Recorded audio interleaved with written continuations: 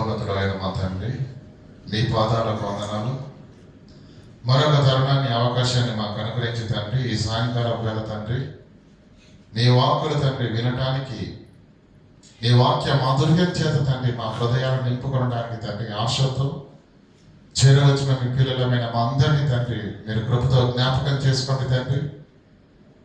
వినగలిగే చెవులను, గ్రహించగలిగే మనస్సును మాకును ప్రసాదించి తండ్రి, పరిశుద్ధాత్మ దేవుని సహాయం చేత తండ్రి మా హృదయాలను సత్యపు యొక్క మాధుర్యం చేత నింపవలసిందిగా వేడుకుంటూ, ఘనత మహిమ ప్రభావాలు మీ నామానికి అర్పిస్తూ క్రీస్తు నామని ప్రార్థనని వేడుకుంటున్నామా పరమ తండ్రి, ఆమేన్. ప్రియులారా, దేవుని మహాకృపను బట్టి గత వారం మీరు విన్నటువంటి సెమినార్లో అంశము మరణమై ఉన్నటువంటి క్రీస్తు దైవత్వం. అది చాలా ప్రాముఖ్యమైన విషయము. ఈరోజు అనేక విశ్వాస జీవితాలను కబలిస్తున్నటువంటి ప్రాముఖ్యమైన అంశం. కానీ దానిని మనం విన్నాము అంటే నిజంగా చెప్తున్నాం పిల్లలు, ఎంత దేవుని యొక్క మహాభాగ్యము కృప ఉంటే తప్ప అది వినడానికి వల్ల కాదు. ఎందుకు అంటే ఈరోజు అసత్యంలో ఉండి అదే నిజమని నమ్ముకుంటూ మూర్ఖత్వంతో ముందుకెళ్ళిపోతున్న వారు చాలా మంది ఉన్నారు. ప్రియులారా, క్రైస్తవులందరి దగ్గర ఒకే బైబిల్ ఉంది, కానీ భిన్నాభిప్రాయాలు ఎందుకు వచ్చాయో తెలుసా? ఆ ఒక్క బైబిల్ను వారు అనుసరిస్తే భిన్నాభిప్రాయం అనేది ఉండదు. కానీ ప్రతి దగ్గర లేఖనాలను గౌరవించాలి, వాక్యానికి విలువ ఇవ్వాలి. వాక్యంలో ఉన్నది రైట్ అంటే నీ దగ్గర ఉన్న బైబిల్లో అదే ఉంది, నా దగ్గర ఉన్న బైబిల్లో అదే ఉంది. అప్పుడు క్రైస్తవం అంతా ఒక్క దాటి మీదకి వస్తుంది. కానీ సమస్య ఎక్కడుందో తెలుసా? బైబిల్ ఇలా ఉందంటే బైబిల్ పక్కన పెట్టండి బ్రదర్, మాకు బైబిల్ ముఖ్యము కాదు, అది మాకు ప్రామాణికం కాదు, చూద్దాం. మాకు సంఘం ఉంది, సంఘానికి ఒక సిద్ధాంతం ఉంది, దానికి ఒక రివాజ్ ఉంది, శైలి ఉంది. పెద్దగా రాసిచ్చాడు దాన్ని సిద్ధాంతం, అందులోనే వెళ్ళాలి. మరి ఈఏ గారు చెప్పిన మాటలు వద్దా మనకు? ఏసఐ గారు చెప్పిన కదా, అర్థమవుతుంది కదా? క్రీస్తు బోధన విడిచి ముందుకు సాగుతున్న ఈ సంఘాలు కనుకనే క్రైస్తవ సంఘాలలో ఏకత్వము లేదు. ఒకే బైబిల్ ఉంది అందరి దగ్గర, మరి ఇన్ని భిన్నాభిప్రాయాలు ఎందుకు? కారణం ఏంటంటే ప్రియులరా, క్రీస్తు బోధ యందు లేరు వాళ్ళు, వాక్యాన్ని ఆధారం చేసుకోవట్లేదు. రైట్, బైబిల్ ఏది ఉంటే అదే రైట్ అండి. ఒకవేళ నేను పొరపాటుగా మాట్లాడలేమో చూపించండి, లేదా నేను మార్చుకుంటాను. అలాంటి భావన ఉండాలి బోధకుల దగ్గర. కాదు కాదు, నేను పట్టుకున్న కుందేలకు ఎన్ని? మూడే కాదు, నాలుగోది ఉన్నదన్నా కూడా నేను. అలాంటి వితండవాదాలు ఈరోజు సమాజంలో ఎక్కువైపోయాయి. కనుక పిల్లరా, మీకు చక్కని ఉదాహరణలతోటి దేవుని యొక్క మహాకృపను బట్టి చక్కని అంశము మీరు విన్నారని, గ్రహించారని నేను ఆశపడుతున్నాను. అందును బట్టి దేవుని నామానికి మహిమ కలుగును గాక. ఈరోజు కూడా పిల్లరా ఇంకా లోతుగా మీకు కొన్ని ఆలోచనలు చేయించే ప్రయత్నం చేస్తాను. దయచేసి 2వ పేతురు పత్రిక 3వ అధ్యాయము 16వ వచనాన్ని చదువుకుందాం ప్రియులారా.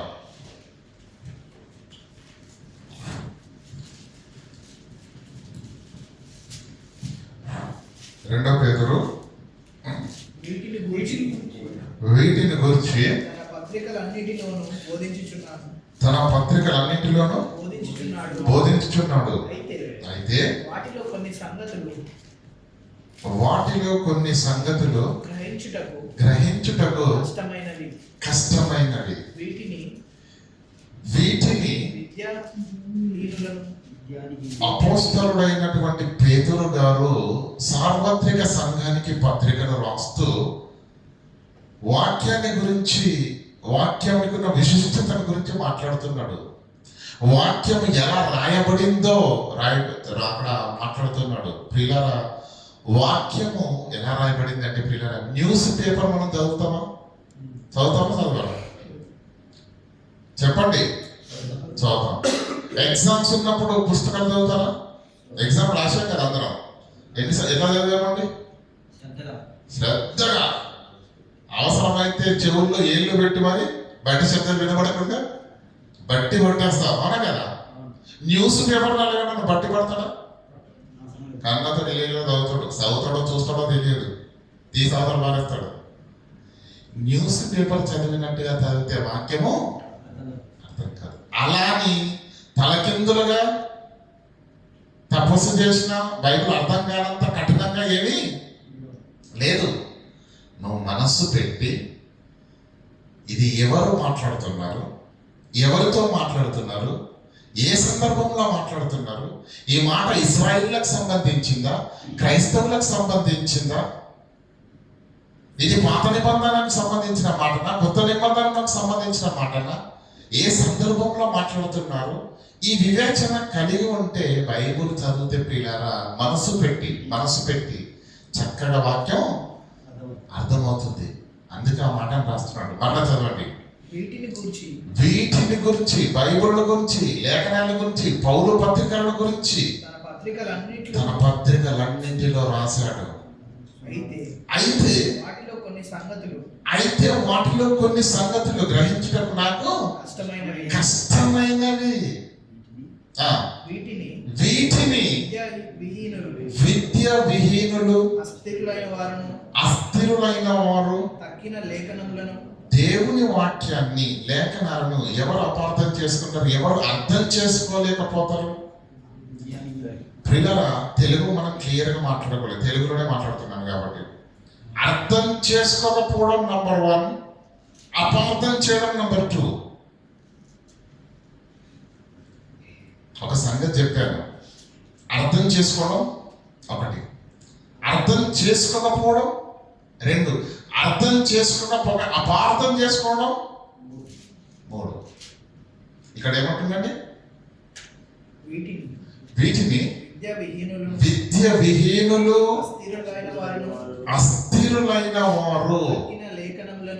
అస్థిరులు ఏం చేస్తారంటే తక్కిన లేఖనాలను ఆల్రెడీ అపార్థం చేసేసారు. తమ స్వకీయ నాశనమునకే అపార్థం చేస్తున్నారట. దేవుడు అంటే ఏ కోణంలో చెప్పాడు, ఏ ఉద్దేశంతో మాట్లాడుతున్నాడు బైబిల్లో సందర్భంలో, అది యేసు మాట్లాడినా, దేవుడు మాట్లాడినా, ప్రవక్తలు మాట్లాడినా, ఏ సందర్భంలో మాట్లాడుతున్నారు అనేది ఆలోచన చేయకపోతే ప్రియులారా అర్థం కావలసిన సంగతి ఏమవుతుంది? ఆలోచన లేకపోతే అర్థం కాదు. నంబర్ 1. మూర్ఖత్వం ఉంటే అర్థం కాదు, అపార్థమైపోద్ది. దేవుడు ఇటు చెబితే లేదు నేను ఇటు వెళ్తానంటాడు. ఎందుకు క్రైస్తవులకు ఒకే బైబిల్ ఉన్న భిన్నాభిప్రాయాలు ఎందుకు వచ్చాయో తెలుసా? అస్థిరులు, లేఖనాలను అర్థం చేసుకోవట్లేదు. దేవుడు ఎందుకు మాట్లాడి మాట, యేసుక్రీస్తు ఎందుకు మాట్లాడి మాట, ఏ సందర్భంలో మాట్లాడాడు? బాధతో మాట్లాడా, ఆనందంతో మాట్లాడా, ఆవేదనతో మాట్లాడా? అర్థం చేసుకోవడం వేరు, అర్థం చేసుకోకపోవడం వేరు. అపార్థం చేయడం అది విపరీతమిగా, అది విపరీతం. అస్థిరులు అన్నాడు. అస్థిరులు అంటే స్థిరము ఉంటారు. ఎలాంటి వాళ్ళు? ఒక పట్టాన ఉండరండి. ఇక్కడ కొన్ని రోజులు, అక్కడ కొన్ని రోజులు, అక్కడ కొన్ని రోజులు, అక్కడ కొన్ని రోజులు. మన గాలి పటం ఉంటుంది కదండి, గాలి ఎటు తీస్తే అటు ఎగిరిపోయేటట్టుగా ఎటు గాలి ఉంటే కొన్ని రోజు ఆన్న రైట్ అంటాడు, కొన్ని రోజు ఈయన రైట్ అంటాడు, కొన్ని రోజు ఈయన దంచేస్తున్నా బాబు అంటాడు. ఒక స్థిరమైన మనసు ఉండదు, ఒక స్థిరమైన ఆలోచన ఉండదు, ఒక స్థిరమైన విశ్వాసం ఉండదు. కారణం, స్థిరమైన విశ్వాసం ఎలా వస్తుందండి? స్థిరమైన ఆలోచన ఎప్పుడు వస్తుంది మనకు? అవసరమా లేదా? స్థిరమైన విశ్వాసం లేకపోతే ఏమవుతుందో చూడండి. ఎఫెసీయులకు రాసిన పత్రిక 4:14 ఎఫెసీయులకు రాసిన పత్రిక 4:14 అందువలన మనము ఇక మీదట పసిపిల్లల వలె ఉండక మనుషుల మాయోపాయము చేత వంచనతోను తప్పు మార్గమునకు లాగు కుయుక్తితోను గాలికి కొట్టుకొని పోయే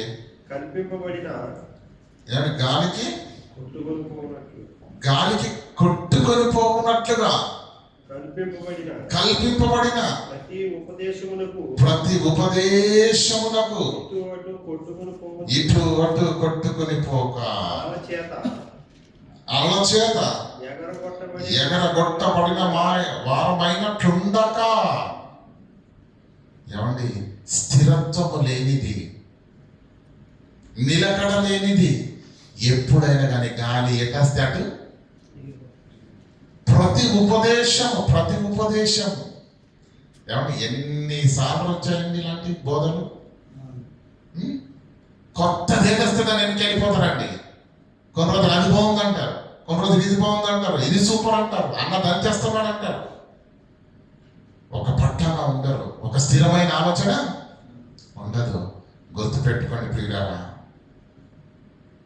వరి తెలుసు కదా మనకు, గింజలు తెలుసు కదండి, ధాన్యపు గింజలో నాణ్యత ఉంది, గింజ బరువుగా ఉంటుంది, అది గాలికి ఎగిరిపోదు. ఎక్కడ పడుతుంది? తన స్థిరత్వాన్ని కోల్పోకుండా తన ప్లేస్లోనే ఉంటుంది. పొట్టు ఇటు వచ్చిందనుకో గాలి వెళ్ళిపోద్ది, అటొస్తే గాలి అటు వెళ్ళిపోయింది. కనుక ఉపదేశము మన విశ్వాసాలను ప్రభావితం చేసే ఉపదేశాలు ఈరోజు చాలా వెళ్తున్నాయి, కొత్త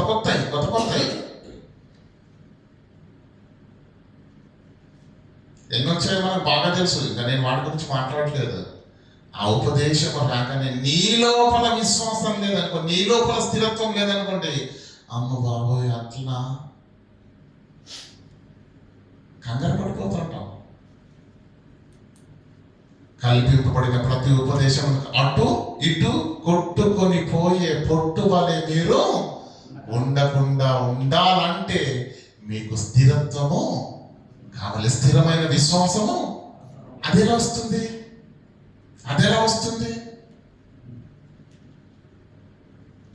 చెప్పండి, ఎలా వస్తుందండి ప్రియరా? వాక్యం చదువుతారా, వింటారా? వినండి, చదవండి, ఆలోచించండి. లేఖనాల్లో ఉందా? విన్న తర్వాత, చదివిన తర్వాత, ఆలోచించిన తర్వాత దాన్ని నమ్మండి, హృదయంలో నింపుకోండి, దాని ప్రకారంగా బ్రతకండి. విన్నా, చదివినా ఆలోచించండి. మీరు అర్థమైనప్పుడు దేవుని వాక్యాన్ని, లేఖనాన్ని నమ్మండి, సత్యమని గ్రహించండి, అప్పుడు దాని ప్రకారంగా బ్రతకండి. ఎవరు ఎలా చెప్పినా, ఎందుకంటే క్రైస్తవ విశ్వాసాన్ని కూకటి వేళ్లతో పెగిలించాలని అపవాది ఒక విధంగా కాదు, పలు విధాలుగా వాడు ప్రయత్నిస్తాడు. నువ్వు కొత్త బోధ రాగానే గుండె కొట్టేసుకున్నావు అనుకో, ఏదో ఒక రోజు ఆ గుండె అయిపోద్ది. స్థిరంగా ఉండాలి. ఇలాంటివి ఇంకా 100 వచ్చినా కూడా నేను దేవుని వాక్యంతో ఎదుర్కొంటాను అని ఒక స్థిరమైన విశ్వాసం, ఒక స్థిరమైన ఆలోచన, ఒక స్థిరమైన పునాది అనేది మనలో ఉండాలి. ఏమంటున్నారు ఈరోజు? తండ్రి కుమారుడిగా వచ్చాడు, ఆ కుమారుడే పరిశుద్ధాత్మగా వచ్చాడు అనగానే దాన్ని కూడా నమ్మేశారు ఈరోజు చాలా మంది. బైబిల్లో ఏముందో, ఏం చెప్పాడు, ప్రవక్త అపోస్తలుడు ఏం బోధించారు వద్దా? అవునా కదా? అది వినాలా వద్దా మనం? కనుక స్థిరమైన విశ్వాసం మనలో లేకపోతే ప్రియులారా కలవరానికే గురవుతాం. కనుక స్థిరము లేని, ఏమైనా స్థిరం కాని విశ్వాసం కలవరం అవుతున్న క్రైస్తవ్యం. అదే రాసుకోండి, స్థిరము కాని విశ్వాసం కలవరం అవుతున్న క్రైస్తవ్యం. చూడండి, లేఖనాలను చూసుకుందాం ప్రియులారా. ఆదికాండము 1వ అధ్యాయము 1వ వచనం.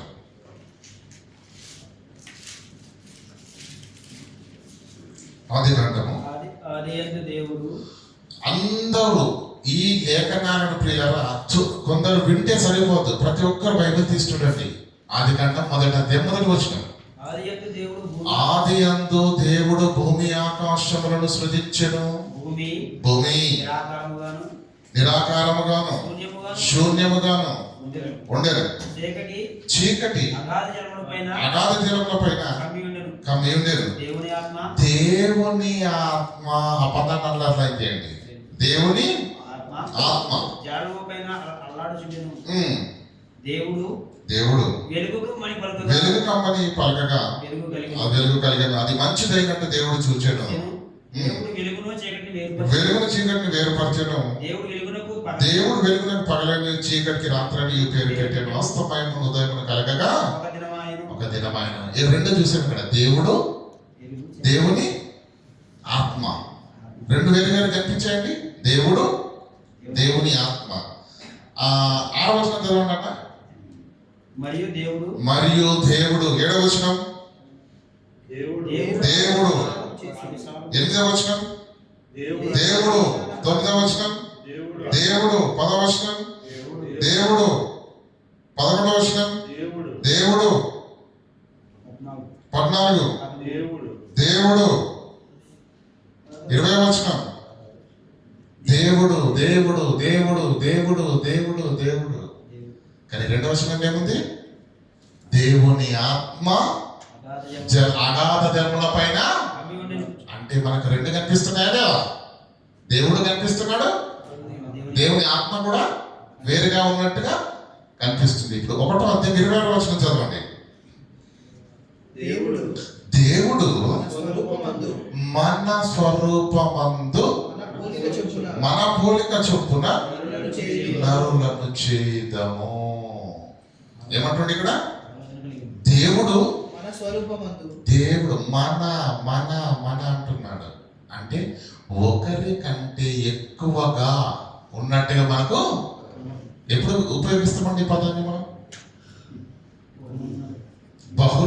బహుళత్వానికి, బహువచనానికి కదా. ఒకరికంటే ఎక్కువగా ఉంటే అప్పుడు మన, మేము, మాది, మాకు ఇలాంటి పదాలు ఉపయోగిస్తాం. అవునా కదా? ఏమంటుంది ఇక్కడ? దేవుడు మన స్వరూపమందు మన పోలిక చొప్పున నరులను చేయదము. అంటే దేవునితో ఇంకెవరో ఉన్నారు. ఒకరికంటే ఎక్కువ మనకి ఇక్కడ మన అన్న పదాన్ని బట్టి అర్థమవుతుందా లేదండి? ఓకేనా? అలాగే 3వ అధ్యాయం 22వ వచనం తీస్తాను దయచేసి. ఆది కాండం 3వ అధ్యాయం 22వ వచనం.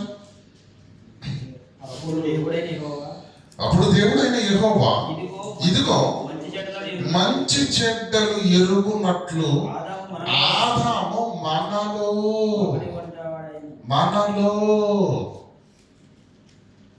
అంటే ఉన్నదన్నమాట. గ్రూప్ ఉంది, 3, 4, 5, 10 మంది మనకు తెలియదు. ఇక్కడ ఏమంటాడు? ఒకరికంటే ఎక్కువగా ఉన్నారు. అది మాత్రం మనకు క్లియర్గా అర్థమవుతుంది. ఏమంటాడు ఇక్కడ? మళ్ళీ చదవండి. అప్పుడు దేవుడైన యెహోవా ఇదిగో మంచి చెడ్డలను ఎరుగునట్లు ఆదాము మనలో ఒకని వంటి వాడు ఆయన. అర్థమవుతుందండి? ఆది కాండం 11వ అధ్యాయం దయచేసి. బైబుల్నే నమ్మాలి, బైబుల్నే ఆధారం చేసుకోవాలి. ఆనందం నమ్మొద్దు, ఈయనం నమ్మొద్దు. ఎందుకంటే ప్రియరా, మా బోధన మార్చేస్తున్నారు ఈరోజు చాలా మంది. కొంతకాలము బోధించిన దాన్ని విడిచిపెట్టి కూడా ఈరోజు కొత్త బోధన చేస్తున్న వాళ్ళు చాలా మంది ఉన్నారు. కనుక పిల్లలు ఎప్పుడైనా చదవండి, వినండి, బైబిల్ నమ్మండి. బైబిల్ తప్ప ఈ ప్రపంచంలో ఏ మనిషి నమ్మదగిన వాడు కాదు. మనుషులను కానీ రాజులను కానీ నమ్ముకున్న కంటే దేవుణ్ణి నమ్మండి, యెహోవాను నమ్మండి, ఆయన మాటను నమ్మండి, వాక్యాన్ని నమ్మండి. 11వ అధ్యాయం 7వ వచనం. ఆది కాండం 11:7. కనుక మనము దిగిపోయి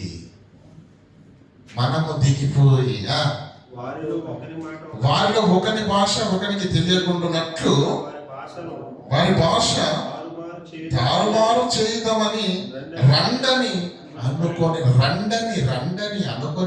మనము ఇక్కడ ఏం కనిపిస్తుందండి? 3 పదాల్లో బహువచనము కనిపిస్తుంది. అంటే ఒకరికంటే ఎక్కువగా ఉన్నట్టుగా మనకు కనిపిస్తుంది. దీనికి మన సహోదరులు కొంతమంది ఇచ్చింది ఏంటంటే, మనము అనేది గౌరవప్రదంగా వాడిందండి. దేవుడు ఒక్కడే ఉన్నాడు. ఇప్పుడు రాజుల గురించి మాట్లాడినప్పుడు ఏమంటాడు? రాజుల గురించి మాట్లాడుతున్నారు కదా. రాజు గురించి మాట్లాడినప్పుడు ఎలా మాట్లాడతాం? రాజుగారి గురించి గౌరవార్థంగా, రాజా మీ ఆజ్ఞను ఇతను ధిక్కరిస్తున్నాడు. మీ అంటే 2 రాజులు ఉన్నారట, ఒక్కడే ఉన్నాడు కదా. మీ అని ఎందుకు అన్నాడు అని వీళ్ళు అన్నారండి. ఈ 3 పదాలను బట్టి దేవుడు ఒక్కడిగా లేడు, దేవునితో ఇంకెవరో ఉన్నారు. ఆ 3 పదాలను పరిశీలిస్తే మనము, మనలో అనే పదాలను మనం ఆలోచిస్తే దేవునితో ఇంకెవరో ఉన్నట్టుగా అనిపిస్తుందని వాక్యాన్ని బట్టి మనం మాట్లాడితే వాళ్ళు ఏమంటారు తెలుసా? రాజును మనం గౌరవంగా పిలుస్తామా లేదా? అంటే గౌరవప్రదంగా రాయబడినాయి ఆ పదాలు అని చెప్పేసి సింపుల్ కొట్టేశారండి. మంచిది. అలా అయితే 66 పుస్తకాల్లో 3 చోట్లే రాయబడాలా? బైబుల్ అంతా రాయబడాలి కదా గౌరవప్రదంగానే. మనము మేము. ఆ 3 చోట్ల ఎందుకు రాయబడింది? అంటే ఈ 3 చోట్లని గౌరవప్రదంగా ఉండాలి దేవునికి, మిగతా చోట్ల వద్దా?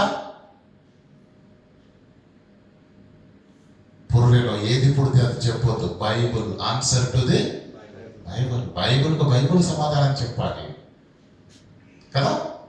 ఇంకా మనం ఆలోచన చేసుకుంటూ వెళ్తే బహుళత్వం ఇక్కడ ఉన్నట్టుగా కనిపిస్తుంది, బహువచనం కనిపిస్తుంది. ఒకరికంటే ఎక్కువగా ఉన్నట్టుగా మనకు వాక్యాన్ని నమ్ముదాం. ఏ బోధన మీరు ఆలోచించకండి, దేన్ని మైండ్లో పెట్టుకోకండి. వాక్యం టు వాక్యం ఆలోచించుకుంటూ వెళ్దాం. అప్పుడు సత్యము దేవుడు చూపిస్తాడు, సత్యము దేవుడే నేర్పిస్తాడు. ఇప్పుడు ఆలోచన చేద్దాం పిల్లలు. యోహాను సువార్త 14వ అధ్యాయము 16వ వచనం చదువుకుందాం.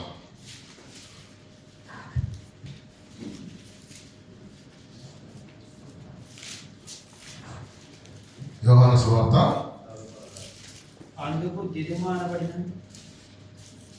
యోహాను సువార్త 14వ అధ్యాయం 16వ వచనం. తొందరపడకండి. నేను తండ్రిని, దయచేసి అమ్మ అందరూ తీయండి, దయచేసి అందరూ వాక్యం చూడండి. ఎందుకంటే ఈరోజు ఈ భయంకరమైన బోధ ఏదైతే ఉందో పిల్లల, అది మన విశ్వాస జీవితాలను కోపటి వేళ్లతో పెకిలించేస్తుంది.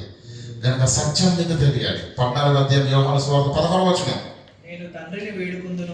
నేను అంటే ఎవరు? ప్రభువైన యేసుక్రీస్తు. నేను తండ్రిని వేడుకుంటాను. మీ యొద్ద ఎల్లప్పుడూను. ఎందుకు వేడుకుంటాను? దేని కొరకు అంటే మీ యొద్ద ఎల్లప్పుడూ ఉండుటకు ఆయన వేరొక ఆదరణకర్త అన్నాడా? నేనే వెళ్ళి మేకప్ వేసుకొని వస్తా అన్నాడా?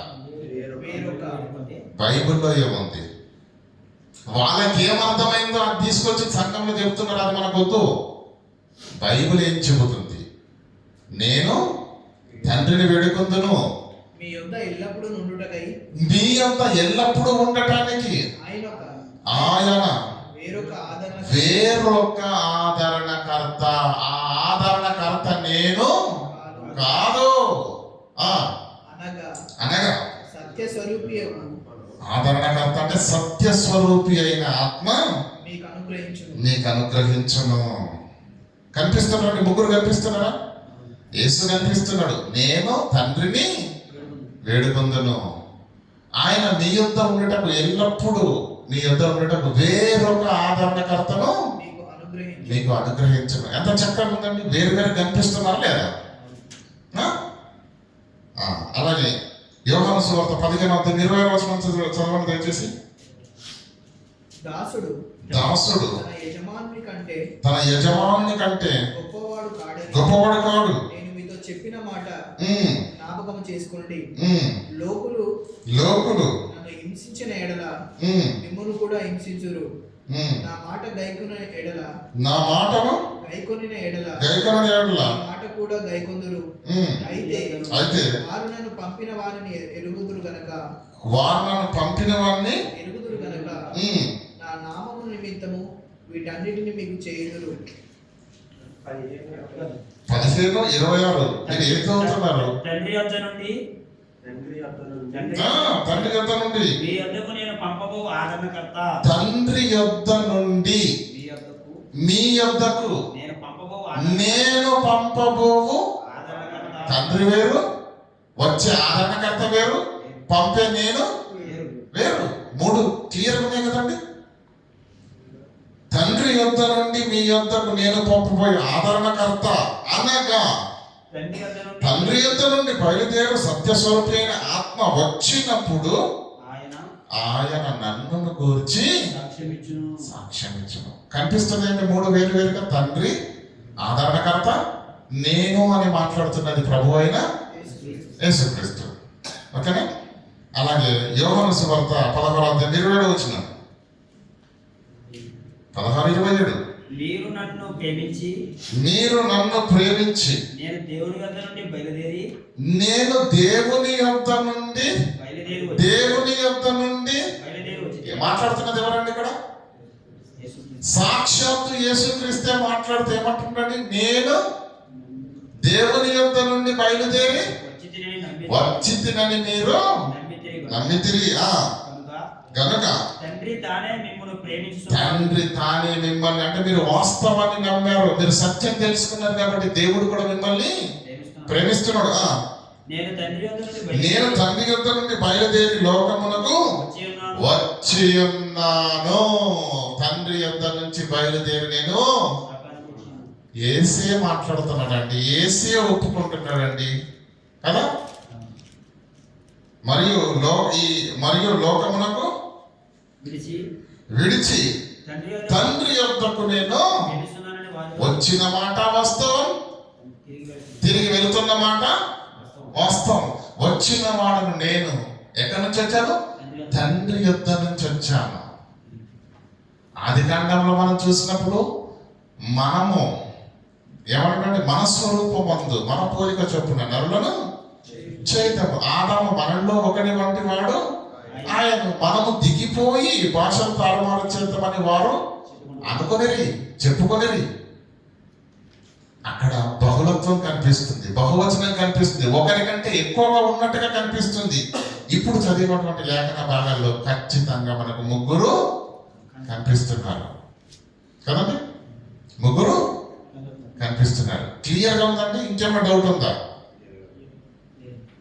ఎందుకంటే ఇది క్లియర్గా అయితేనే పిల్లరా వాళ్ళు ఎన్ని అబద్ధ బోధలు తీసుకొచ్చినా, ఎన్ని కల్పింపబడినటువంటి ఉపదేశములను తీసుకొచ్చినా మన విశ్వాస జీవితాలు గాలికి కొట్టుకొని పోయే పొట్టు వలె ఉండక స్థిరమైన విశ్వాసం అనే పునాది మీద మన జీవితాలు ఉంటే పిల్లరా, అలాంటి వాళ్ళందరికీ సమాధానం చెప్పి నోరు మోయించి పంపిస్తామే తప్ప వారేదో చెప్పగానే బెంబెలెత్తిపోయి ఇంతవరకు మనం విన్న వాక్యాన్ని, ఇంతవరకు మనం విశ్వసించినటువంటి మన విశ్వాస జీవితాన్ని విడిచిపెట్టి లోకంలో కొట్టుకొని పోయే పరిస్థితిలో మనము ఉండాలి.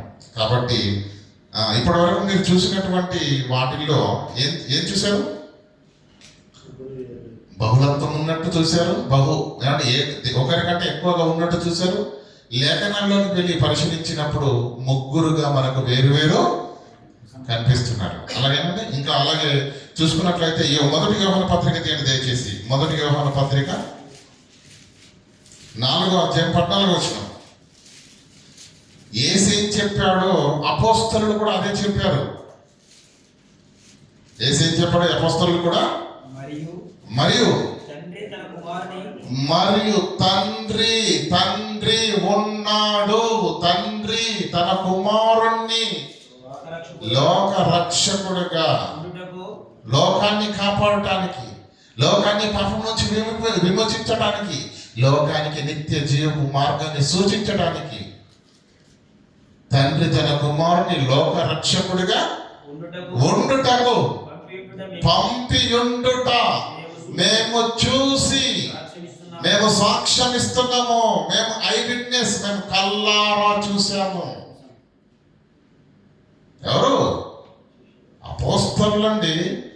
ఏమంటున్నారు?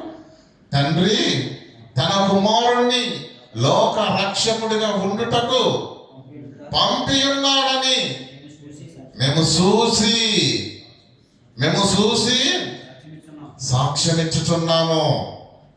ప్రపంచమా ఏమంటున్నాడు చూడండి ఇక్కడ, యేసు దేవుని కుమారుడని ఎవడు ఒప్పుకొనును వానిలో దేవుడు నిలిచి ఉన్నాడు. అర్థమవుతుందా లేదా? అపోస్తలుడు ఏం చెప్పారండి?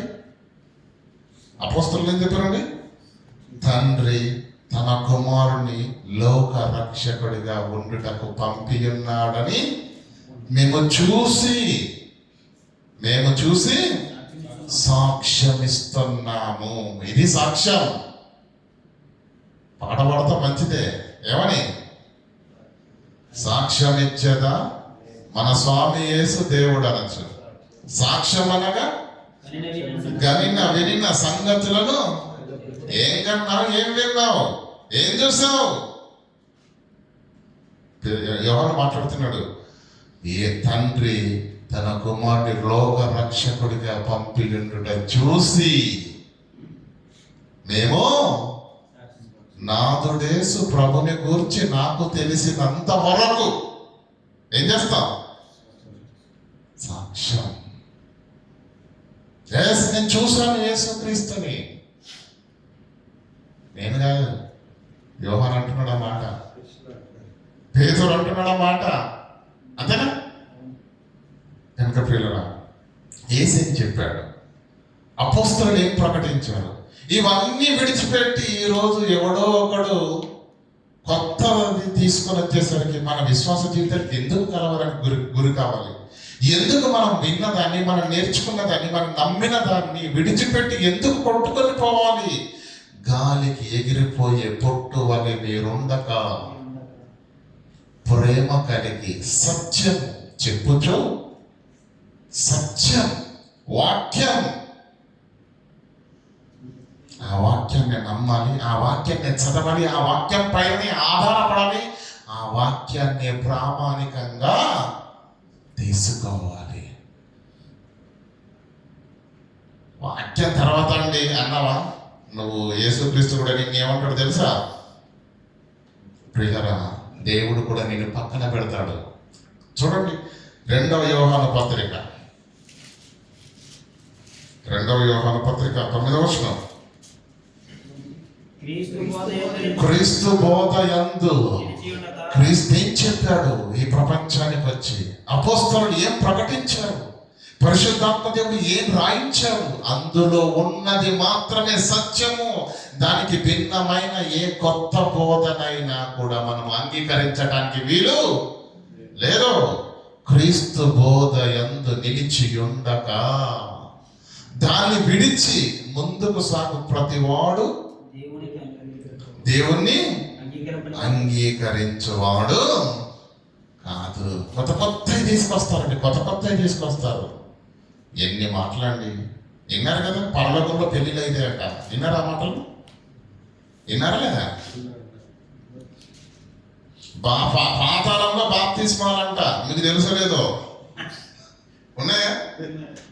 మృతుల కొరకైన బాప్తిస్మము. లూకాసు వార్తలంతా మృతుల కొరకైన బాప్తిస్మం అంటే ఏం లేదు నాయన, నీకు మీ నాన్నంటే బాగా ఇష్టమా, నీ తాత అంటే బాగా ఇష్టమా? అవును, అలా బాప్తిసం తీసుకోకుండా చనిపోయారని మీరు బెబ్బలు ఎత్తిపోకండి.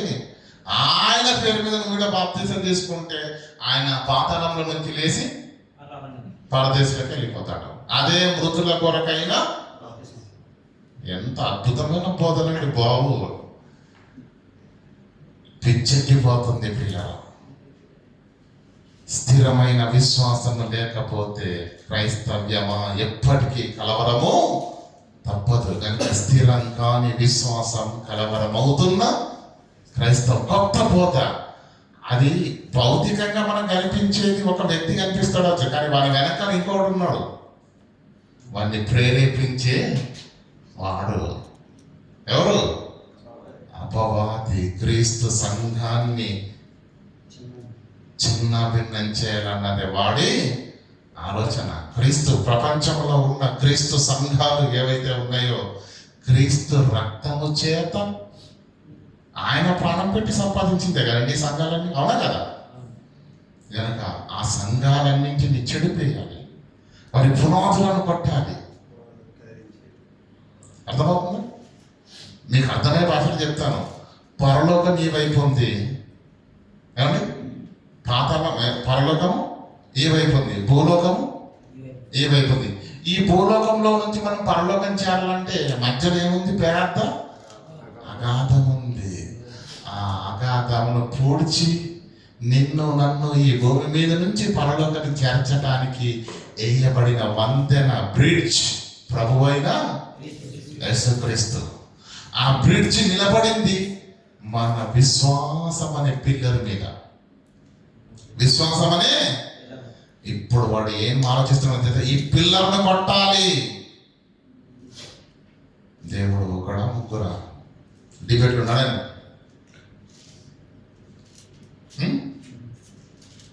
ఎంతకాలం అయిందండి ఈరోజు సోషల్ మీడియాలో ఏ బోధకుడు కూడా వాక్యం చెప్పట్లేదు క్రైస్తవులకు. మనం ప్రేమించి అన్నాయలే వాక్యాన్ని పక్కన పెట్టేశారు, బస్తీ మీద సవాలు చూసుకుందాం అంటున్నారు లేదా? వాడు వేసిన ఒక్క అగ్ని బాణానికి చింతైపోతున్నారు. కనుక ప్రియులారా, మనకు వాక్యం తెలియాలి, సత్యంలో మన స్థిరంగా ఉండాలి. ఇక్కడ ఏం చూసాం? ముగ్గురు వేరువేరుగా ఉన్నట్టుగా చూస్తున్నాను. అయితే మొదటిది బహుమంది ఉన్నట్టుగా కనిపించింది, లేఖనాల్లోకి వచ్చి మనకు ముగ్గురు కనిపిస్తున్నారు. ఇంతవరకు క్లియర్ కదా? ఈ ముగ్గురు ఎలా? మీకు గతవారం చెప్పాను సెమినార్లో, తండ్రి అయిన దేవుడు సమీపింపరాని తేజస్సులో ఉన్నాడు. ఆ తండ్రి ఆత్మలో నుంచి విభాగింపబడి ఉద్భవించినవే ప్రభువైన యేసుక్రీస్తు, పరిశుద్ధాత్మ దేవుడు. అందుకే బైబుల్ అంతటిలో ఏమంటుందో తెలుసా? యేసుక్రీస్తు ఏమంటాడు తెలుసా? తండ్రి తండ్రి తండ్రి తండ్రి తండ్రి తండ్రి. అర్థమవుతుంది లేదా? యోహాను సువార్త దయచేసి తీయండి, 19వ అధ్యాయం. ఈరోజు చాలా మంది ఏమంటున్నారంటే యేసుక్రీస్తు పుట్టినవాడు కాదు, అంటే దేవుడి నుంచి వచ్చిన వాడు కాదు, ఆయన దేవుడు ఎలా ఉన్నాడు ఆయన కూడా అలాగే ఉన్నాడు అంటున్నారు. అలా ఉంటే ఏమవుతాడండి? కొలిక అవుతాడు, సమకాలికుడు అవుతాడు, కుమారుడు అవుతాడా? చూడండి యోహాను సువార్త 19వ అధ్యాయం ఏమంటాడు? 17వ వచనం, 20వ అధ్యాయం 17వ వచనం.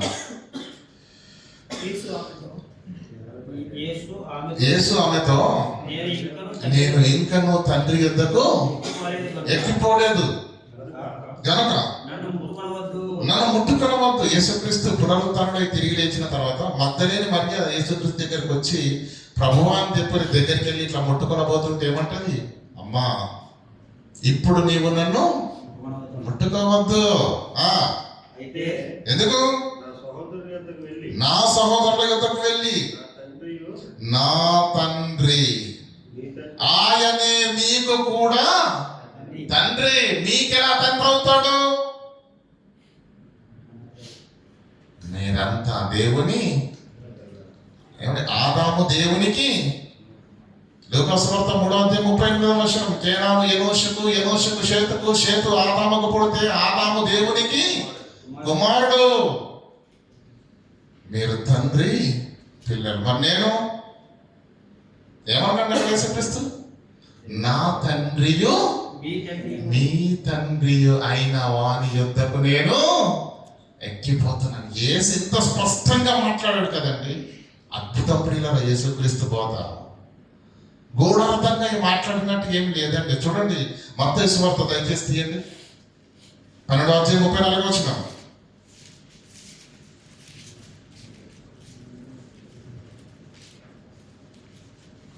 మత్తయి సువార్త సర్ప సంతానమా 13:34, క్షమించండి 13:34.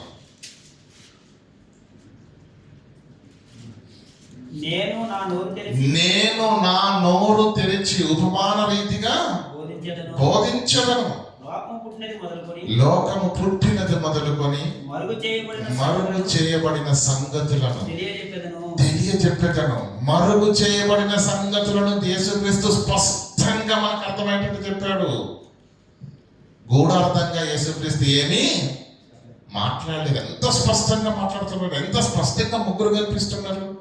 నా తండ్రియు నీ తండ్రియు అయిన వాని యొద్దకు ఎక్కిపోదును.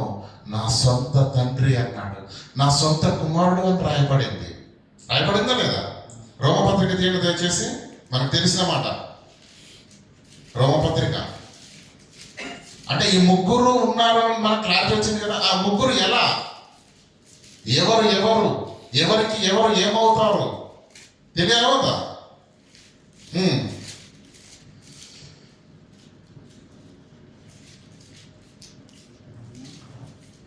8:4 చదవండి.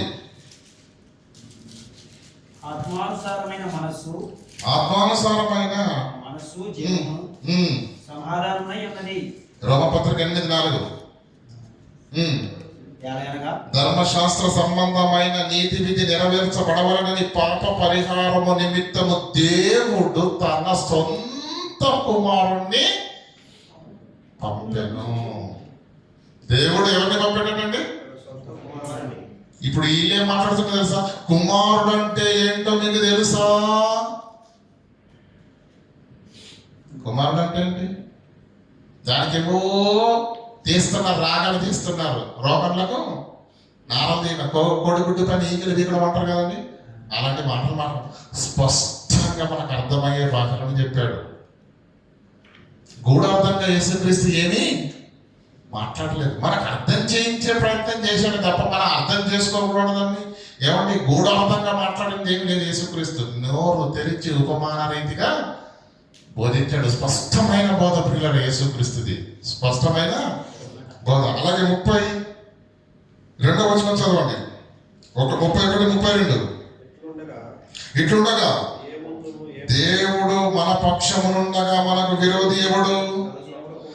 తన సొంత కుమారుణ్ణి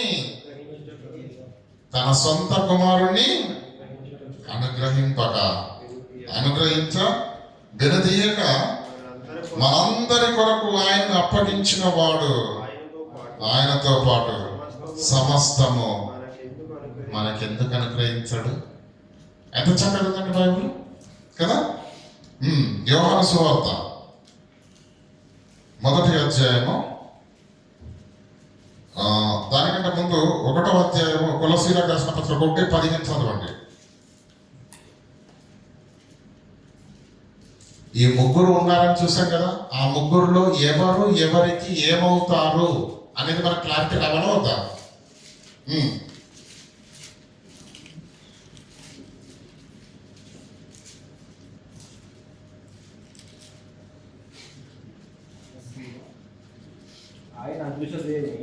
ఆయన అదృశ్య దేవుని స్వరూపి అయ్యుండి. బాగా ఆలోచించండి. యేసుక్రీస్తుకు ఏమంటుండ అక్కడ? ఆయన అదృశ్య దేవుని స్వరూపి అయి ఉన్నాడు. అంటే దేవుని స్వరూపం ఈయనకెందుకు వచ్చింది కదా? ఆయన ఆత్మలో నుంచి ఉద్భవించిన వాడు కనుకనే ఆయనకున్న స్వారూప్యమే, ఆయనకున్న మహిమనే, ఆయనకున్నటువంటి దైవత్వమే, ఆయనకున్నటువంటి మూర్తిమంతమే ఇక్కడ వచ్చింది. మీకు అర్థమయ్యే భాషలు చెప్తానండి. 100 కిలోల బంగారం ఉంది. ఎంతమ్మా? 30 కిలోల ముద్ద తీసామనుకోండి, ఇనుమైపోద్దా? ఇత్తడైపోద్దా? రాగైపోద్దా? కదా. ప్యూరిటీ ఏం తగ్గదు కదా, క్వాలిటీ ఏమో తగ్గుద్దా? ఆ మూర్తిమంతమైన మహాన్వితుడైనటువంటి తండ్రి నుంచి ఉద్భవించిన వాళ్ళు కనుక ఎలా ఉన్నారు? ఆయన అదృశ్య దేవుని స్వరూపి అయి ఉన్నాడు. ఎలా వస్తుంది చెప్పండి పోలిక? మన పిల్లలకు మన స్వరూపాలు వస్తాయి కదా. తల్లిగా తండ్రిగా మన కళ్ళు వస్తాయి. మన నడక వస్తుంది, మన నడవడిక వస్తుంది, మన మాట వస్తుంది. ఎట్లొచ్చింది? మనం కన్నాం కాబట్టి, తండ్రి కన్నాడు కాబట్టి, తల్లి కన్నది కాబట్టి వారి స్వారూప్యాన్ని పొందుకుంటారు. అది మనం లోకంలో చూస్తున్నాం, అవునా కదా? మరి యేసుక్రీస్తు గురించి ఏమని రాయబడింది? ఆయన అదృశ్య దేవుని. ఎందుకు వచ్చింది ఆయన స్వరూపము? ఆ తండ్రి నుండి ఉద్భవించిన వాడు కనుక. ఇంకో యోహాను సువార్త 1:1 ఆదియందు వాక్యం ఉండెను. ఆదియందు ఆగండి, అక్కడ ఆగండి. ఆదియందు వాక్యం ఉండెను. ఏం చెప్పాడండి అక్కడ? ప్రారంభంలో వాక్యం ఉందని చెప్పాడు. ఓకేనా? ఇంకా వాక్యము దేవుడు ఎవరు? మళ్ళీ ఆయన ఈయన ఈయనే ఆయన కలగుర వంటకం చేస్తున్న వాళ్ళందరూ ఉన్నారు కదా, వీళ్ళంతా ఆయనే ఈయనలా వస్తే, తండ్రి కుమారుగా వస్తే, కుమారుడే పరిశుద్ధాత్మ అయితే, ముగ్గురు ఒకటే అంటే ఏమంటాడు అక్కడ? ఆది యందు వాక్యం ఉండెను. వాక్యము ఎవరి దగ్గర ఉందంట? అంటే వాక్యము వేరు, దేవుడు వేరు. కనిపిస్తుందా లేదా? ఆది యందు వాక్యం ఉండెను, వాక్యం దేవుని యొద్ద ఉండెను, ఆ వాక్యము దేవుడై ఉండెను. ఆది యందు అంటే నాకు డేట్ చెప్పండి. డేట్ చెప్పనా? డేట్ చెప్పనా? నేను చెప్తాను డేట్. కొలసీలకు రాసిన పత్రిక. ఆది అంటే ఏమండి ఎక్కడ? ఒక ప్రారంభము, ఒక గుర్తు, ఒక సరిహద్దు అంటే ఏదో ఉండాలి కదా. కొలసీలకు రాసిన పత్రిక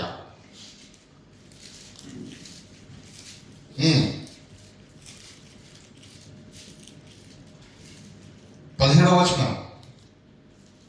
1:17 ఆయన అన్నిటికంటే ముందుగా ఉన్నవాడు, ఆయనే సమస్తమునకు అన్నిటికంటే ముందున్నవాడు కనుకనే అన్నిటికీ ఆధారభూతుడు ఆయన. అంటే దాని అర్థము మళ్ళీ తండ్రి అయిన దేవుడు అని కాదు. ఇక్కడ అర్థం చేసుకున్నట్లు పొరపాటు చేస్తున్నారు వాళ్ళు. ఆది యందు వాక్యం ఉండెను, వాక్యము దేవుని యొద్ద ఉండెను, ఆ వాక్యము దేవుడై ఉండెను. ఏమంటుండే ఇక్కడ చదవండి, 16వ చదవండి, 15 నుంచి మళ్ళీ చదువుకుందాం. ఆయన అదృశ్య దేవుని స్వరూపి అయి ఉండి ఆది సంభూతుడై ఉన్నాడు. ఎలా అనగా ఆకాశమందున్నమైనవి కానీ, దృశ్యమైనవి కానీ, అదృశ్యమైనవి కానీ, సింహములైనను, సింహాసనములైనను, ప్రభుత్వములైనను, ప్రధానులైన, అధికారులైనను సర్వమును ఆయన యందు సృజింపబడెను. సర్వము ఆయన ద్వారాను, ఆయనను బట్టి. అర్థమవుతుందా? ఆయన ద్వారా, ఆయన ద్వారా, ఆయనను బట్టి సృజింపబడెను. ఆయన అన్నిటికంటే ముందుగా ఉన్నవాడు. సమస్త 20వ చదవండి. ఆయన అన్నింటికంటే ముందుగా ఉన్నవాడు, అన్నిటికంటే ముందు ఉన్నవాడు. అందుకే ఇది ఇలాగే ఉంచండి, ఇది ఇలాగే ఉంచండి. 20వ చదివి యోహాను సువార్త 1:1 తీయండి. మళ్ళీ శిలువ రక్తము చేత సంధి చేసి ఆయన ద్వారా సమస్తమును అది భూలోకమందున్నవైనను కానీ, పరలోకమందున్నవైనను కానీ వాటన్నిటిని ఆయన ద్వారా తనతో సమాధాన పరచుకొనవలెనని తండ్రి అభిష్టమాయెను. ఇదంతా ఎవరిది? తండ్రి యొక్క ఆలోచన, సంకల్పము, కోరిక. ఆయన 17వ చదివారు కదా, అన్నిటికంటే ఆయన ముందుగా ఉన్నవాడు. ఆయనే ఏమన్నాడు? సమస్తమునకు ఆధారభూతుడు. ఇప్పుడు 3వ చదవండి. ఆది కంటే యోహాను సువార్త 1:3 కలిగి ఉన్నదేదియో ఆయన లేకుండా కలగలేదు.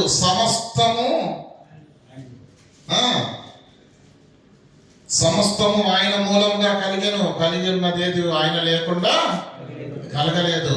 కొలసీ పత్రికలు ఏమంటున్నాడు? ఆయన అన్నింటికంటే ముందుగా ఉండి ఆయన ఆది సంభూతుడై ఉన్నాడు. సమస్తము ఆయన ద్వారా, ఆయన వలన సృష్టింపబడ్డవి. అర్థమవుతుందా లేదా? ఆది యందు వాక్యం ఉండెను. వాక్యము దేవుడు వేరుగా ఉన్నాడమ్మా. దేవుడు వేరుగా ఉన్నాడు, వాక్యం వేరుగా ఉంది. వాక్యము కూడా దేవుడే అంటే రాయబడింది అక్కడ. ఆది యందు వాక్యం ఉండెను, వాక్యము దేవుడి యొద్ద ఉండెను, వాక్యము దేవుడై.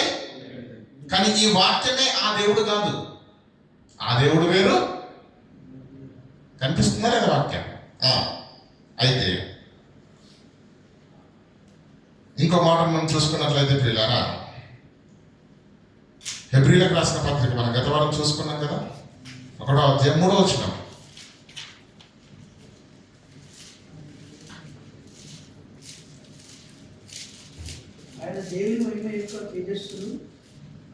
రెండు చదువుకుందాం. ఈ దినముల అంతమందు తన కుమారుడు ద్వారా మాట్లాడిన ఆ కుమారుని సమస్తమునకు వారసునిగా నియమించాడు. ఆయన ద్వారా ప్రపంచములను. కొలసీ పత్రికలు ఇందాక మీరు ఏం చదివారు? అవి భూలోకమందును పరలోకమందును ప్రధానమైన అధికారం సమస్తము ఆయన ద్వారా, ఆయనను బట్టి సృష్టింపబడ్డాయి.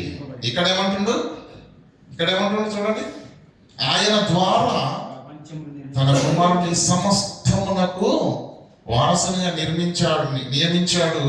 ఆయన ద్వారా ప్రపంచములను నిర్మించను.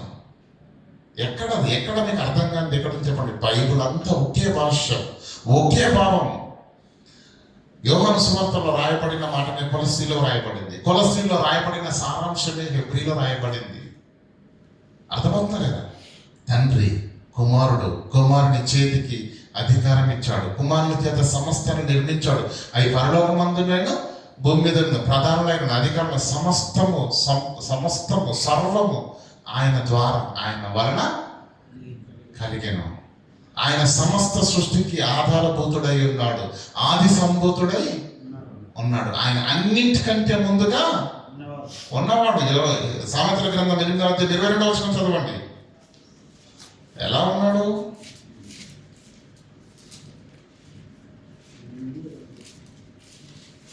సామెతల గ్రంథం 8:22. పూర్వకాలమందు తన సృష్టి ఆరంభమున తన కార్యములలో ప్రథమమైన దానిగా. గత వారం చెప్పాను సెమినార్లో. కారణం ఏంటో, అనాది కాలము మొదలుకొని మొదటి నుండి భూమి ఉత్పత్తి అయిన కాలమునకు ముందు నేనే నియమింపబడితిని. అన్నింటికంటే ఆయన ముందు ఉన్నవాడు. ఆది యందు వాక్యముండెను, వాక్యము. ఆది యందంటే ఎంత ఆది, ఎంత ముందు, ఎంత ప్రారంభం చెప్తున్నాడు అక్కడ.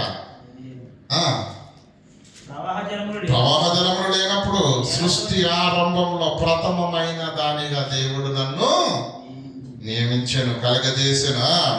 ఆది కాలము మొదలుకొని భూమోత్పత్తి అయిన కాలమున పూర్వము నేను నియమింపబడుతుంది. ప్రవాహాల జనములు లేనప్పుడు, నీళ్లతో నిండిన ఊటలు లేనప్పుడు నేను పుట్టి తిని. పర్వతములు స్థాపింపబడక మునుపు, భూమిని దాని మైదానంలో ఆయన చేయక మునుపు, కొండలు పుట్టక మునుపు, నేల మట్టిని రవ్వంతైన సృష్టింపక మునుపు నేను పుట్టి తిని. ఆది యందు అంటే ఎప్పుడు? ప్రకృతి లేనప్పుడు, పంచభూతాలు లేనప్పుడు, నదులు లేవు, చెట్లు లేవు, ఆకాశము లేదు, నక్షత్రాలు లేవు. ఆది యందు ఆయన ముందున్నాడు కాబట్టి సమస్తము ఆయన ద్వారా, ఆయన వలన సృష్టింపబడ్డాయి. ప్రపంచమును దేవుడు తన కుమారుని సమస్తమునకు వారసునిగా నియమించాడు. సమస్తమును కుమారుని ద్వారా నిర్మించాడు. ప్రపంచములు కుమారుని ద్వారా. చూడండి, అక్కడ ఉంది కదా హెబ్రీ పత్రికలో 1 చదవండి మాట. వాక్యం చూడమని చెప్పేది అందుకే. ఈ దినముల అంతమందు సమస్తము తన కుమారుని ద్వారా మనతో మాట్లాడాడును. ఆ కుమారునిని సమస్తమునకు వారసునిగా నియమించను. ఆయన ద్వారా, ఆ కుమారుడి ద్వారా, ఏ కుమారుడైతే ఈ లోకానికి వచ్చాడో, ఏ కుమారుడైతే మనతో మాట్లాడాడో ఆ కుమారుని గురించి మాట్లాడుతూ ఆయన ద్వారా ప్రపంచములను నిర్మించాడు. అర్థమవుతుందా? ఆయనే ప్రపంచాలను నిర్మించిన వాడు, ఆయనే సృష్టిని చేసిన వాడు, ఆయనే సృష్టికర్త. అర్థమవుతుందా లేదా? సృష్టికర్త అయినప్పటికీ కూడా ఏమంటుంది ఇక్కడ? నేను పుట్టి తిని తండ్రి నుండి ఉద్భవించిన వాడు ఆత్మ, దేవుడు ఆత్మ కనుక మనకు తెలుసు కదా, యోహాను సువార్త 4:24 అంటే ఆత్మ నుంచి ఆత్మ విభాగింపబడింది. అందుకే సొంత కుమారుడు, సొంత తండ్రి అనే పద ప్రయోగాలు కూడా యేసుక్రీస్తు స్పష్టంగా చెప్పాడా? మనమేమో భూతత్వంతో వెతికేవా? స్పష్టంగా యోహాను సువార్తలో యూదులతో యేసుక్రీస్తు అంటాడు నా సొంత తండ్రి అని. అవునా కాదా? అయితే ప్రియులారా, మరొక మాట చూసుకుందాం. గలతీయులకు రాసిన పత్రిక 4వ అధ్యాయము 6వ వచనం చదువుకుందాం.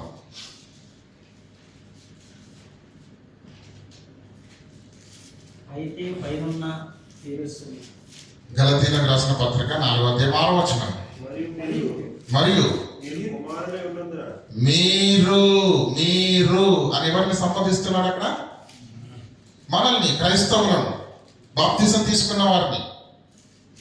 మీరు కుమారులై ఉన్నందున నాయనా తండ్రి అని మొర్రపెట్టు.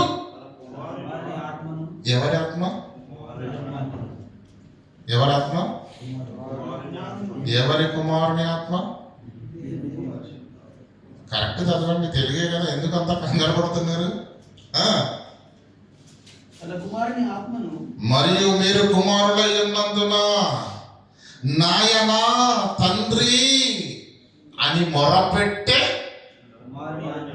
ఆ తండ్రి యొక్క కుమారుని యొక్క ఆత్మనే, అంటే మనలోకి వచ్చి తండ్రి అని పిలుస్తుందంట.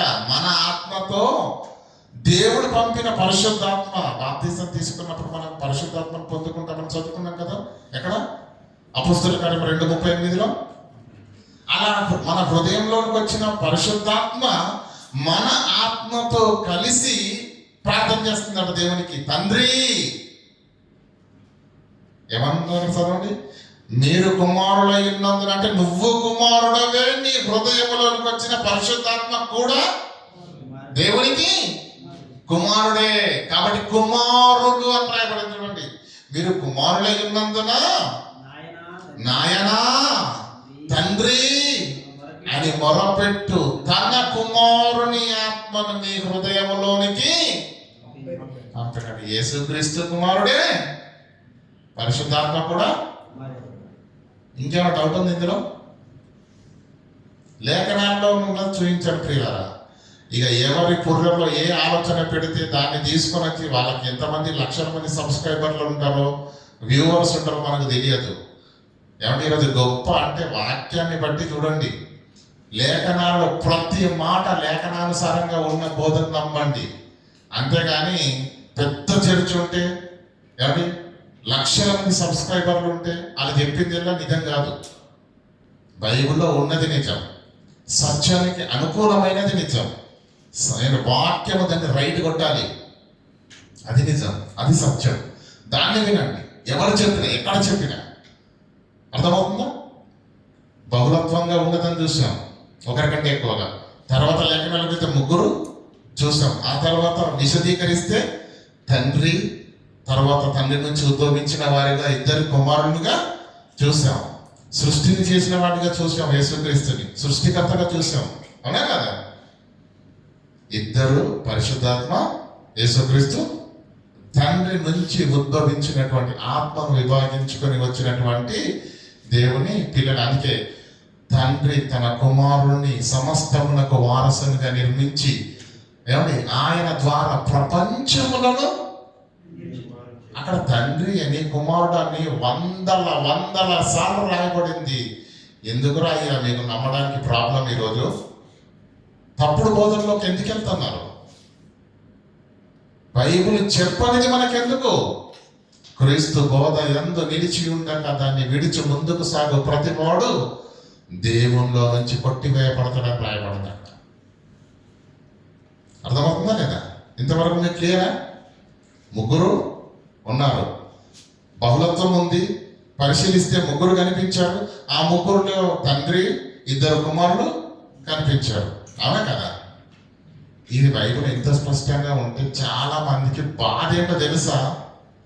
ఎందుకంటే దాన్ని అపార్థం చేసుకోవడానికి గల కారణం ఏంటంటే, యేసుక్రీస్తు దేవుని కుమారుడు అని ఒకవైపు ప్రకటిస్తున్నప్పుడు అపోస్తలులు అదే చెప్పారు కదండి. తండ్రి తన కుమారుని లోకరక్షకుడిగా ఉండుట పంపుట చూసి మేము సాక్ష్యం ఇచ్చుచున్నాము కనుక ఎవడు యేసును దేవుని కుమారుడని ఒప్పుకోవడం వాడు దేవుని సంబంధి కాడు అని వాక్యంలో ఉంది కదా. కనుక యేసుక్రీస్తు దేవుని కుమారుడే అని స్పష్టంగా బోధిస్తున్నప్పుడు ఇంకొక ఆయన లేశాడు, అది యేసుక్రీస్తే కాదండి, మనం కూడా అప్పుడు వాళ్ళకేం ప్రాబ్లం వచ్చిందంటే, అంటే యేసుక్రీస్తు దేవుని కుమారుడే, నువ్వు కూడా అంటే ఇద్దరు అక్కడ ప్రాబ్లం అయింది. ఈ లొల్లంతటి కారణం అదే. అసలు యేసుక్రీస్తు దేవుని కుమారుడే మంచిది, మనమెవరు? ఎందుకో మీకు నోట్లకెళ్ళి మాటలు రావట్లేదు. తినలేదేంటి? ఈరోజు టిఫిన్ చేయలేదా? చెప్పండి. మనము కూడా దేవుని కుమారులమే. అప్పుడు అనేసరికి వీళ్ళు ఏమనుకుంటున్నారంటే, అంటే యేసు మనము ఇద్దరము సమానమా? అంటే యేసు లెవెల్ని మన లెవెల్కి దిగజార్చారు, లేదంటే మనల్నే యేసు లెవెల్కి పెంచుకున్నాం. యేసు సృష్టికర్త. అర్థమవుతుందా లేదా? ఏమని రాయబడింది? పరలోకమందున్నవి కానీ భూలోకమందున్నవి కానీ అవి ప్రధానులైన అధికారులైన సమస్తము సమకూడి ఆయన ద్వారా ఆయనను బట్టి, ఆయనకు మనకు పోలిక ఎక్కడండి బాబు? సృష్టికర్త ఆయన, ఈ ప్రకృతిని నడిపిస్తున్నటువంటి మహాచక్రవర్తి, ఆయనకు మనకు పోలిక ఏంటండి? చూద్దామా? కొన్ని మాటలు చూసుకుందాం. యోహాను సువార్త 28, మత్తయి సువార్త తీయండి ముందుగా.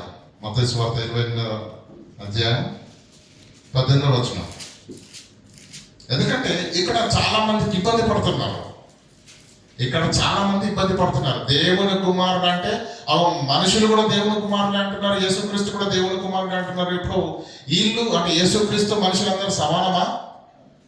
యేసుక్రీస్తును దిగజారు చేస్తున్నారు, మీరు ఆయన స్థాయిని దిగజారు చేస్తున్నారని మాట్లాడుతున్నారు. అయితే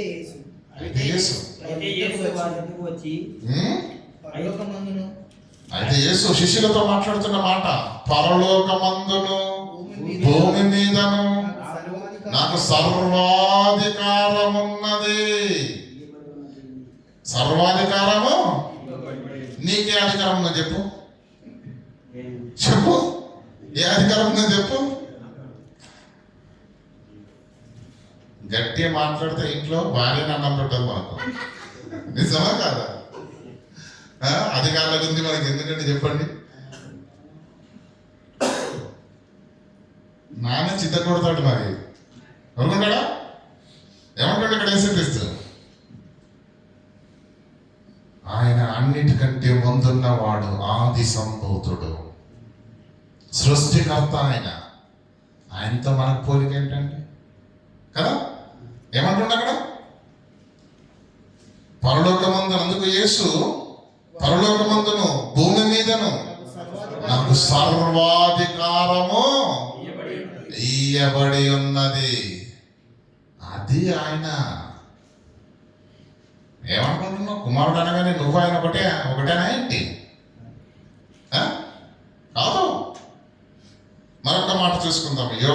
యోహాను సువార్త 3వ అధ్యాయము 35వ వచనం చదవండి దయచేసి. యోహాను సువార్త 3వ అధ్యాయం 35వ వచనం.